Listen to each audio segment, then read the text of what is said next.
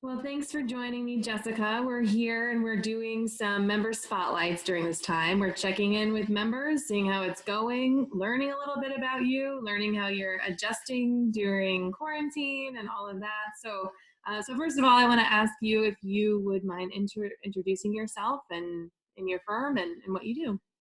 Sure. I'm Jessica Rothman. I'm a partner in the design and construction practice at Ingram, Yuzek, Gainen, Carroll, and Bertolotti.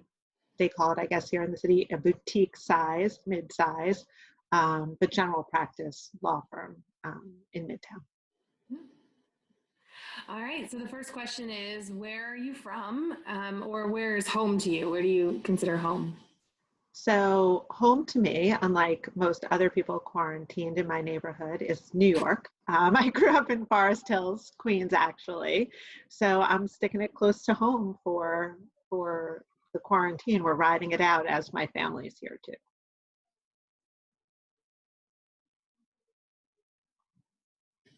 Next question.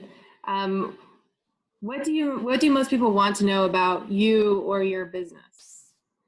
So now that I guess it hasn't changed much in what my kids call Corona time, but most people want to know that while I'm a quote unquote construction lawyer, I am, as I said, a partner in a general practice law firm. So we represent in our practice group people, design professionals, contractors, property owners, developers, know all aspects of the construction and building industry, but because we're a general practice, we can counsel, advise them, and handle matters across a wide range of disciplines and practice areas, whether it's their leases or ownership transition, litigation, et cetera. Also, I think, I keep saying I've been practicing 10 years, which makes me younger and less experienced than I am, but I've been doing this for 20 years, so I think for a long time, people, describe me as a construction litigator, as a litigation attorney, but I would say less and less so as time progresses, and I think that that's important because it's more counseling, advising, contract preparation, and risk management these days than litigation. And I guess it remains to be said whether that will be the case, on all these webinars and coronavirus themed programs. We keep hearing about a likely spike in litigation, but truth be told, we're trying to minimize that and mitigate against that. Yeah, it's it's an interesting time for sure.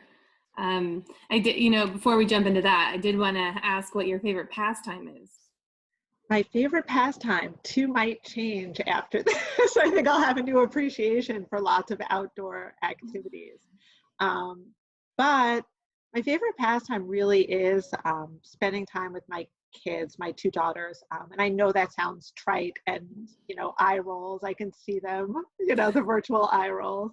But, through this time, it makes it more the case. My kids would say that my favorite pastime is fitness, going to the fitting room in particular, because that's what I do when I have my night off from work, when I have late childcare.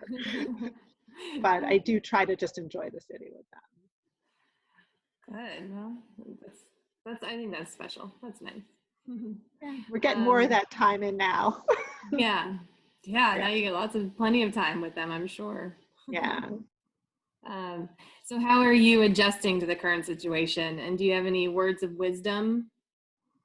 So the words of wisdom, which you're not the first person to ask me, in a professional context. I'm going to try to keep it to that, not to my kids who I've been enjoying having in the home office, homeschool, home fitness studio, etc.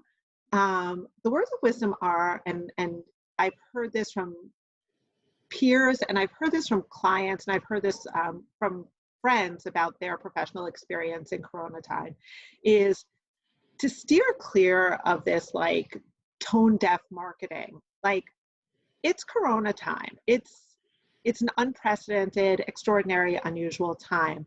I've heard from the clients that I work with on a regular basis, some of whom I worked with before Corona time on a daily basis.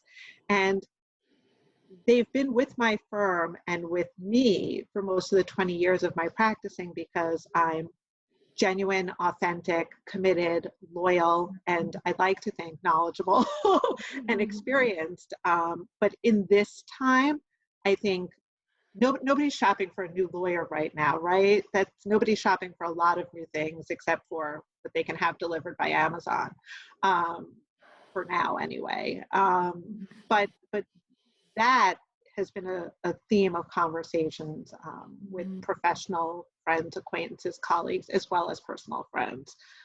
Just the loyalty, the trustworthiness, the commitment, and authenticity is the truth, and it's worth sharing.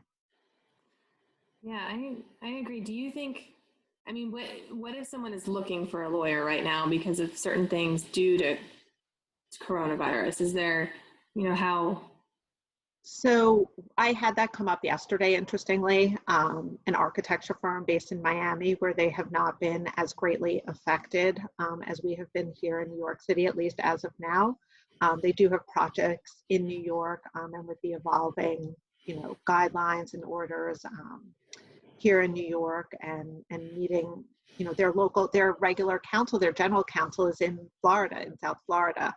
And interestingly, I had one matter that was referred, one organization that was referred to me by another lawyer who said, you know what, this isn't really my wheelhouse, but I know someone, or through an existing client, a contractor, an architect in Miami who has a project in New York has already met people here. They already know people. I have a client with a home here on the Upper East Side, and they live overseas. They are a resource for others, saying, you know what, your house is under construction, talk to our lawyer. And whomever's involved on the project team for a firm in Florida, other persons involved in the project say, we know someone, and they can refer them to either me or my colleagues. But it's not unusual outside of Corona time, right, to get referrals from existing clients and from peers in the industry. Yeah, that's good. And so, in talking about clients, what are you hearing from clients right now? Are they nervous? Are they going forward, or what's the kind of? So I mean, everyone is nervous about the same things, right? Like cash flow and their employees, and the livelihood for themselves and for their organizations, their business organizations. None of my clients seem to be panicked, if you will. I think fear is debilitating. It can be completely crippling. Right now, it's all about sharing the information, learning the latest and the greatest from our government at the federal level, the state level, and here the Department of Buildings, is issuing guidance and guidelines on the directives being issued by the governor, and trying to advise clients and their clients how to implement them and to mitigate the risk, right? All these construction projects that are shut down, even ones that are continuing, are experiencing, because they're emergency or essential, are experiencing reduced manpower and reduced supply deliveries. So just mitigating the risk, because we all know that projects are going to take longer and cost more, but how do we plan for that? And you try to plan for that in advance of the project at the onset, but nobody could have predicted coronavirus. So just trying to mitigate the risk of harm to each project as they progress. Yeah, it's good. They're definitely, it's testing some resiliency, I think, is one thing that came up in our other one, and just testing us a little bit, I think. Yeah, so you just try to stay current, try to seek as much guidance as you can from the resources that are available, and there are new ones every day. There are project owners who are exempt as essential services, and their construction can continue. The Department of Buildings, I understand, has set up a process by which you can make a request to have your project approved as essential or emergency. There's this catch-all that if your project must continue because to protect the occupants of a building, and there is some ambiguity as to what that means, but the Department of Buildings supposedly is taking, requests to have your project deemed or, determined to be within that catch-all or even if it wasn't filed, for example, as a hospital or health facility, they'll review it and see if you fit within that essential. I don't think any to shut down the industry as a whole is necessary financial industry, strike a balance and do the circumstances. But fear is crippling. Yeah. Try not to let anybody get scared. Yeah, I agree. All right, so the final question is, what is your favorite PWC memory, event, or reason for joining? Ooh, I can clearly tell you the reason for joining, and you're gonna think that I'm just saying this, but it's not true. Others in my firm will confirm it. Our reason for joining was meeting with you. When you first became involved in PWC, you came to our office. You called, you contacted us and said, I just want to come over. And I was like, I don't have time for this. And you were like, just give me 5 minutes of your time. I just became involved in this organization. I think you and your firm and certain, is a good fit. And I don't know, you found a good time. You came over in an afternoon where, there were people around, and we absolutely joined. I don't remember exactly what you said, but I remember when you left the room, we looked at each other and we were like, yeah, that's an organization we want to get involved in. And since then, we've, as you know, participated in and attended a number of events, and I enjoy seeing others in the industry and peers in the industry and attending them with my colleagues. I will say I have not attended the golf event, but if Corona time ever passes, I'm totally going, because other golf events, people always say, like, you can go even though you don't play golf. You like to eat, you like to drink, you like to talk and hang out, but it's really not a fit. So my colleague, Kim, told me she's been to the PWC golf event, and she says it's an absolute fit and it's a wonderful event. And hopefully Corona time passes and we can attend.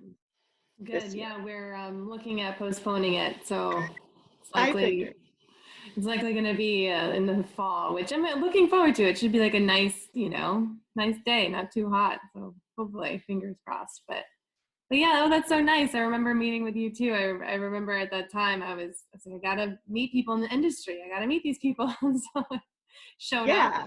And it was great. I remember you showed up and I was like, well, you're not even from here. You have an accent. But it's absolutely why we joined and why we stay involved. I have an accent. I don't get told that much. That's awesome. That's good.